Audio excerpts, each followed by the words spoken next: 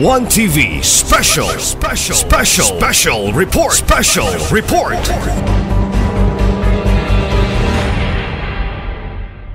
This general fund statement of cash flow, trial balance, detailed statement of financial performance. Anyone wants to peruse this general fund statement, it is available in the office of the Sangguniang Secretary. It is duly noted by the Chair. Thank you, Mr. Number 3, letter of thanks till May 9, 2024 from Barangay Council and people, Kitapan, for the city official and Gala ng Barangay Rumil Advisors in immediate action in the water problem controversy. So, sir, if you read the letter, first paragraph, the Barangay Advisors are thanking the City Council headed by the City Mayor, but actually it's not City Mayor, it's the Vice Mayor of the City Council. The LGO headed by the Mayor and the City Council for immediate action with our water problem. So there is no argument on that because we immediately after the hearing, after hearing the complaints, the two complaints being sent to the agent of the Mayor. Second paragraph, they recognize the kindness of Barangay Chairman Rumil Adisa of Barangay Gala for reconnecting the water supply from Barangay Gala to Barangay Tapan after hearing our side of the story. Actually, I think it's not after hearing their side, it's after hearing both sides of the story. We told them to reconcile among themselves nga wala na garbot ng patigbawang para mawala problema para si Captain Advisa iyang i-reconnect. Okay? Captain Advisa is always willing to reconnect kung masolve ang problema sa Barangay Itapan. It's not only hearing the side of the story, but hearing both sides of the story. But now, I think there are problems reaching my office about the resolving the other problem. Mura ibalik niya ako karon. And I am not really very sure kung saan pa yun na. I think Alvaro Morales, the chairman of Barangay Affairs, can make a slide description of this. Kung sila tapos Barangay Tapan, anong problema na mga tao, reklamo sa tubig. Iputulan ng tubig na may reklamo. In fact, the Mayor told me last week na atubuhan mo karon ato pa na tubig katong mga tao na wala tubig as a temporary remedy. So, we can flow to Honorable Morayon, Professor Consent of Consent Tapan. Honorable Morayon, we are hereby acknowledged by the Chair.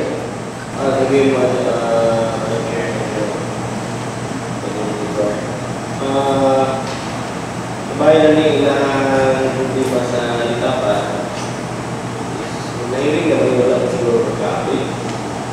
Nahiling naman sila magdali. Walang kapit. About the patient Itapan, na po yung tao na reklamo na putol na tubig po. I think, akong isayawan si Barangay Captain Gala and Barangay Captain Itapan. Kung saan ako'y sitwasyon ito, gano'n na yung mga ito. okay naman sir, we will give time. Anyway,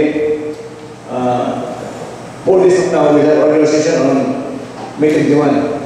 So, we hope Honorable could conduct a short investigation where he can coordinate with by Captain Canlas, board member Canlas. Kaya na may buwan ko si board member na kahit na ganong napuputol ang tubig sa Hindan. When it is doing a report on Tuesday, May 21 during our session. Okay, Majority Court. Madam Chair, natin gamay na ko ng ugudan kani lagi nga Tuesday lagi ka sa gala is private property ni Kunsihan Bilya Kunin. yes, siguro wala na po nagkasida ko wala po yung gamay akong istorya ako natin si Kunsihan. Okay. Honorable Morales, kalihog lang yung follow-up regarding kanina issue. Kay di sa ato ang nagunggan last week, this week lang, This week. o na, There are conference. wala po sila kung ano yung tubig o itong naka-decide na pwede padalaan na lang ang tubig. Padala ni Mayor tubig ang katumatawa nga kung yung tubig. Padala ni Mayor. So, we need to know kung maghirin na punta, kasi oras mo yung dal, kasi garabo kayo po. Wala po magsinapon. Madam Chair. Yes. Try na po solve yung problem. Sa ako nga ma-plaster na. Ito ang mga tao dito, pili na po mawala mo. Thank you, Madam Chair. Okay. Give us a report this coming regular session regarding Litapan case. Okay, naman sir, we'll make for the report of the morning on Tuesday, May 21 during our session. Ilan naman comments on that? We proceed to the next item, number 8. Committee report submitted. Joint report dated May 8, 2024 by the Committee on Police, Vice Mrs. and President Order, Committee on Laws, Rules and Style, and Committee on Trade, Commerce and Industry regarding the proposed ordinance describing the issuance of a certificate of community of National Police as an operational requirement for the manufacture and distribution with the wholesale or retail of paint to enforce insignias, other account terms, abiding for the corresponding penalties for non-compliance. We have exhaustive discussion on this on the hearing. Every angle of this ordinance was being brought before the committees in the discussion of the and unless my colleagues has any final comment on this, on second reading, I will move this motion to approve this ordinance for the second reading on the subject to comments, observations, or objections from my colleagues on the So there is a motion from the majority floor leader to approve this joint report dated May 8, 2024 of the Committee on Police, Fire Services, and Peace and Order, Committee on Laws or Rules, Style and Privileges, and Committee on Trade, Commerce and Industry regarding the proposed ordinance prescribing the issuance of a certificate of conformity by the Philippine National Police as the operational requirements for the manufacture and distribution, whether wholesale or retail, of PNP uniform insignias and other accoutrements, and providing for corresponding penalties for non-compliance. So it is moved by our majority floor leader for second reading. So if there's any comment or remarks, Honorable Smiso, you have comments regarding this committee report? None? So it is moved by the majority floor leader for second and final reading. Second. Motion approved. I request the Secretary to schedule this for third reading on May 21, Rosen, May 21, for third reading. Thank you, Rosen. Proceed to number 9, Colonel Basis. Please proceed to leader C. Unassigned business whereby we have 17 appointment sessions on the set. And we start with the first one, resolution approving the bloodletting activity on 24 May 2024 by the Red Cross Samis Sector in Samis City. I am to chairman of the Committee on Public Health and Sanitation Honorable Catherine Lim to introduce and action on this item. Honorable Lim, you are hereby acknowledged by the Chair. Thank you, Madam Chair. I would like to pass a resolution approving the bloodletting activity on 24 May 2024 by the Philippine Red Cross Ozamis Chapter in Ozamis City for first reading with reservation. There is a manifestation from Honorable Lim, a resolution approving the bloodletting activity on May 24, 2024 by the Philippine Red Cross Ozamis Chapter in Ozamis City for first reading with reservation. Motion approved. Thank you, Madam Chair. Due to its public interest, I would like to pass this resolution for second and final reading, waiving the internal rules. Due to the need and public interest of this resolution, Honorable Lim is passing this for second and final reading, waiving the internal rules. Is there any comments or reaction? Hearing none, motion approved. Thank you, Honorable Chair. About session number 2, resolution approving the surveillance activity on business establishment from 27 May to 16, 2024 by the Bureau of Internal Revenue of Samis and Samis City. I give to Chairman of the Committee on Trade, Commerce, Industry, Honorable Catherine Lim to introduce and introduction this item. Honorable Lim, you are hereby acknowledged by the Chair. Thank you, Madam Chair. I would like to pass a resolution approving the surveillance activity on business establishments from 27 May to 16 June 2024 by the Bureau of Internal Revenue Ozamis in Ozamis City with the first reading with reservation. It has been moved by Honorable Lim, this resolution approving the surveillance activity on business establishment from May 27 to June 16, 2024 by the Bureau of Internal Revenue Ozamis in Ozamis City. Moving this for first reading by Honorable Lim for first reading with reservation. Motion approved. Thank you, Madam Chair. Due to its urgency and public interest, I would like to pass this for second and final reading waiving the internal rules. So it is moved by Honorable Lim for second and final reading waiving the internal rules. Motion approved. Thank you, Honorable Chair.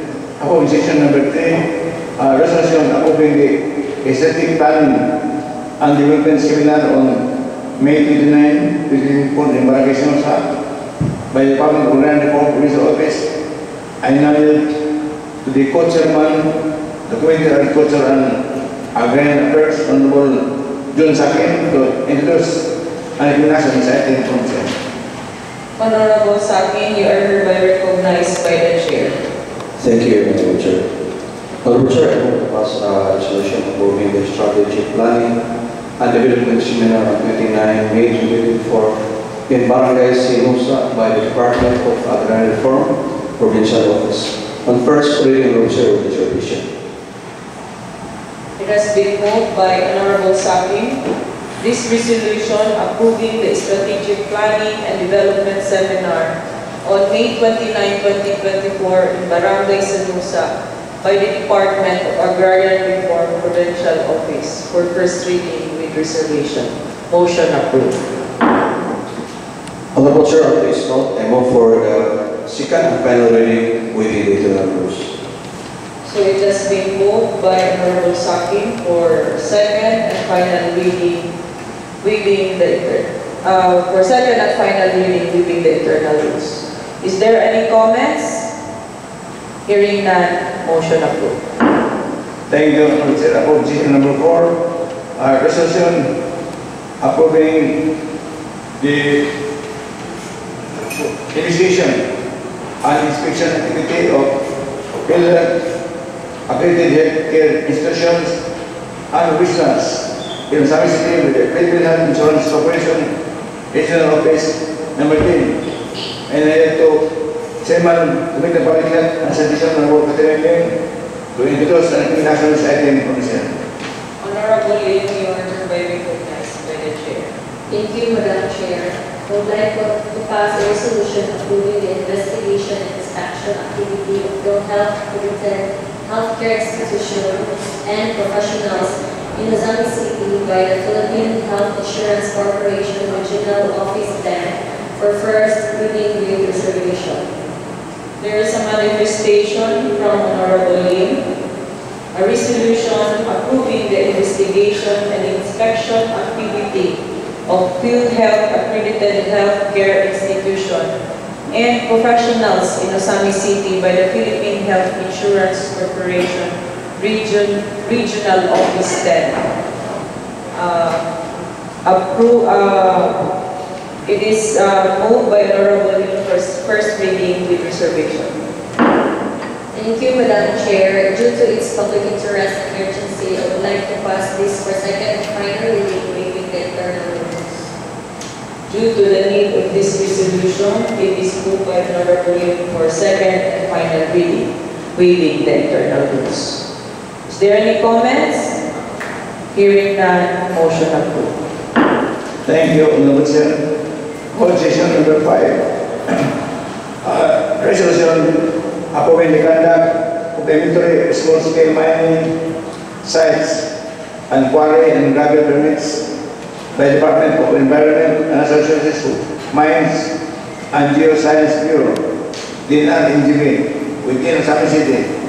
I will yield to Chairman of Committee on Environment and Natural Resources, Honorable John Sakin, to introduce and recommend action on the item from the Senate. Honorable Sakin, you are hereby recognized by the Chair. Thank you, Honorable Chair. Honorable Chair, I want to pass a resolution on joint motion approving the conduct of inventory of small-scale mining sites and quarries and gravel permits by the Department of Environment and Natural Resources, Mines and Geosciences Bureau, DNR-NGB, within Osami City. On first reading, Honorable Chair, with reservation. So there's a motion from Honorable Sakin.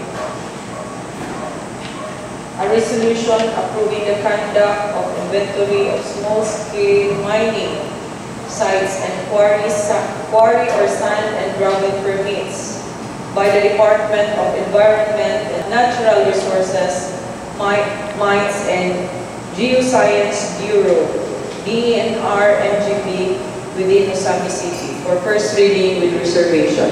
Motion approved. Honorable Chair, for the second and final reading, waiving the internal rules on joint motion. It has been moved by Honorable Sakin for second and final reading, waiving the internal rules. Is there any comments? Hearing none, motion approved. Thank you, Honorable Chair. Position number 6, resolution authorizing the Honorable City Mayor Attorney Hindi Pamilan Jr.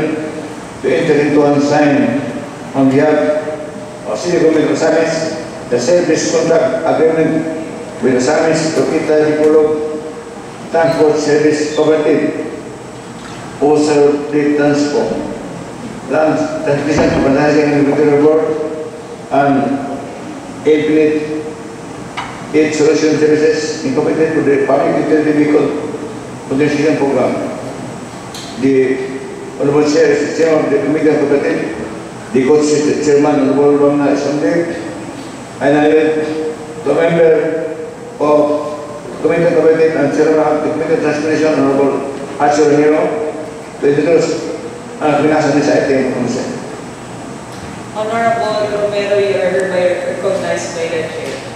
Thank you, Madam Chair. Madam Chair, I move to pass this resolution authorizing the Honorable City Mayor Attorney Henry F. Pamilan Jr. to enter in and sign in behalf of the City Government of Osamis the service contract agreement with Osamis and Tokita Dipolog Transport Service Cooperative, or also the Transport, Land Transportation Franchising and Regulatory Board, and Infinite Aid Solution Service Incorporated, the Public Utility Vehicle Modernization Plan. Madam Chair, passing this for first reading with reservation. There is a manifestation from Honorable Romero for passing this for first reading with reservation, a resolution authorizing the Honorable City Mayor, Attorney Henry Indy Wamina Jr. to enter into and sign in behalf of the City Government of Osamis the service contract agreement with Osamis Orgata Dipolo Transport Service Cooperative or Ozordi Transco, Land Transportation Franchising and Regulatory Board, and Infinite Solution Services Incorporated for the Public Utility Vehicle Modernization Program. It is moved by Honorable Archie for first reading and reservation. Motion approved. Thank you, Madam Chair. Since the local government code provides that the LGU, particularly cities, shall provide adequate, effective, and efficient transportation facilities that will provide access and mobility of its people for socio-economic activities, Madam Chair. For this, Madam Chair, I move to pass this for second and final reading, waiving the internal rules. It has been moved by Honorable Archie for second and final reading, waiving the internal rules. Motion approved. Thank you, Honorable Chair. Upon session number 7, resolution authorizing the Honorable City Mayor, Attorney Henry Indy Wamina Jr.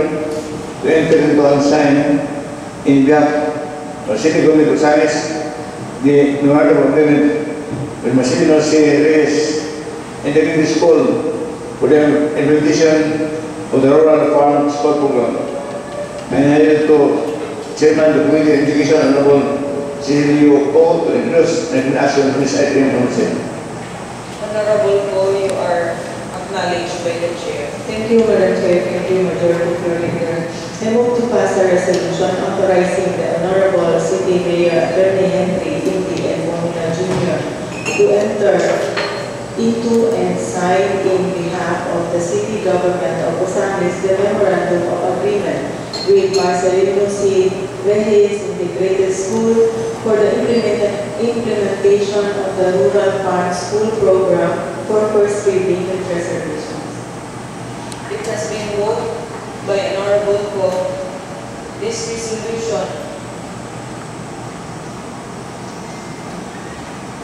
resolution authorizing the Honorable City Mayor, Attorney Henry Indy Wamina Jr.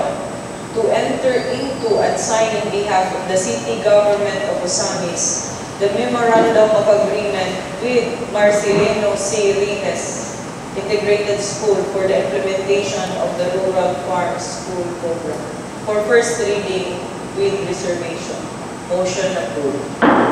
Thank you, Madam Chair. In order to promote sustainable productivity and rural development, the Department of Education is tasked to implement and establish a rural farm school program in Marcelino C. Reyes Integrated School for the students of Inumansur, Gala, Imad, and Timbona by offering a new course in the curriculum of the senior high school, which is the Agriculture and Fishery Arts with Agri-Crop Production NC3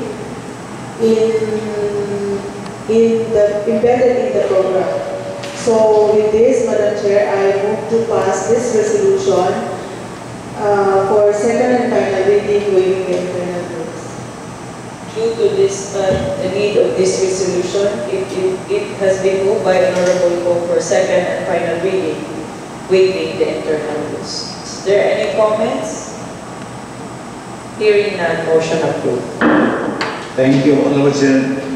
Upon sessions number 8 and number 9 are both service contract agreements of the LGU of Osamis with the transportation companies and with the LTFRB and mechanical shop in accordance with the Public Utility Vehicle Modernization Program on and I will to Chairman of the Committee on Transportation, Honorable as a Romero to recommend, endorse, and recommend omnibussly these two resolutions, number 8 and number 9, appointations. Honorable Archie, you are hereby recognized by the Chair. Thank you, Madam Chair. I move to pass this two resolution omnibussly. This following resolution authorize the local chief executive with the NDF on Junior to enter into and sign in behalf of the city government of Osamis the service contract agreement with Santa Maria Transport Service Cooperative SMESC, Land Transportation Franchising and Regulatory Board, LTFRB, and contract for the Public Vehicle Modernization Program, Madam Chair. And the second one is a resolution authorizing the Honorable City Mayor Attorney Henry Economic Jr. to enter into and sign in behalf of the City Government of Osamis the service contract agreement with Ango Express Incorporated, Land Transportation Franchising and Regulatory Board, and Internet League Solution Service Incorporated with the Public Vehicle Modernization Plan, Madam Chair. Passing this for first reading in omnibus motion with reservation. It has been moved by Honorable Archie. These two resolutions, it has been moved omnibussly. A resolution authorizing the local Chief Executive Attorney Henry Indy Aguminal Jr. to enter into and sign in behalf of the City Government of Osamis the service contract agreement with Santa Maria Transport Service Cooperative, Land Transportation Franchising and Regulatory Board, and CARTRAC for the Public Utility Vehicle Modernization. And the second is a resolution authorizing the Honorable City Mayor Attorney Henry Indy Ecominal Jr. to enter into and sign in behalf of the City Government of Osamis in the service contract agreement with Campo Express Incorporated, Land Transportation Franchising and Regulatory Board, and Infinite Aid Solution Service Incorporated for Public Utility Vehicle Modernization Program. For first reading with reservation. Motion approved. Thank you, Madam Chair. In the interest of public service, Madam Chair, and since our local government unit is mandated under the LTFRB Memorandum Circular number 2024-006 to act as a co-implementer of this program within their respective jurisdiction, Madam Chair. For this, Madam Chair, I move to pass for second and final reading within the internals this following two resolution in omnibus motion. So it has been moved by Honorable Romero for second and final reading, waiving the internal rules. Is there any comments? Hearing none, motion approved. Thank you, Honorable Chair. Item number 10 and 11 appointations are connected with each other. Item number 10 is a resolution to defund unfilled positions as follows. Security guard, Sergeant 5 of the GSO, Manila, Item number 39, Metro 8, Sergeant 4, under Senior's Office, Matili Item numbers 150 to 158, as well as uncertain 3, Labor 2, Salary 3, Matili Item number 102. This to fund the position of Center Prison Office, Supervising Prison Officers, Salary 2, Matili Item number 2, under resolution item number 11, funding the position of supervising tourism officer in the civil tourism office officer. I move to approve resolution number 10 with the title of making civil service served by remote setting officer to approve resolution funding the various active positions assembly to defund the position of the city tourism office under the account in section number 11 officer this resolutions omnibussly to approve the first reading with reservations, officer. So there's a motion from our Majority Floor Leader, the co-chair of Committee on Civil Service, to a resolution defunding various unfilled vacant positions to fund the needed defunded position in the City Tourism Office. The position that are to defund is the Security Guard 2 SG5 under the Department of GSO, and Metro 82 SG4 and Administrative 83 SG3 under the City Engineer's Office. This item is to fund the City Tourism Office Supervising Tourism Operation Officer SG22. So these two resolutions, the item number 10 and number 11, it has been moved by the Majority Floor Leader, the co-chair of Civil Service, to pass this on first reading with reservation. Motion approved. Thank you, Honorable Senator. The demand for interest and the spouse on fiscal management. I move this motion to pass unanimously. This resolution first, resolution approving the funding of vice positions and the DSO and the State Office to fund the position of supervising tourism officers segregated into and the City Tourism Office under item 11 approved decision for approval on second and final reading. We will take the rules from Senate. One TV special report.